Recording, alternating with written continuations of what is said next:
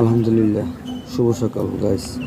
দেখুন আমার খামারের গরু খামার থেকে বের করে খামারের সামনে যে জায়গাটা আছে খোলা জায়গার ভিতরে রাখছি।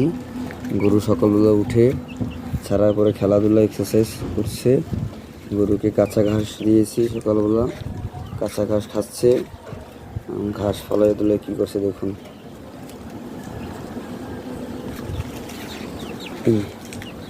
আপনি বুঝতে পারবেন কখন যে আপনার গরুটা আল্লাহর মতো সুস্থ সবল। সকালবেলা যে গরু উঠে দৌড়াদৌড়ি লাফালাফি খেলাধুলা করবে, সেইটাই আপনি সুস্থ সবল গরু, আপনি বুঝতে পারবেন।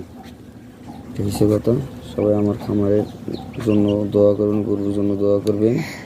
এইটা হচ্ছে আমার খামারের প্রথম গরু আদরি, আর সিংয়ালাটা হয়েছে আমার খামারের দ্বিতীয় গরু সুখী।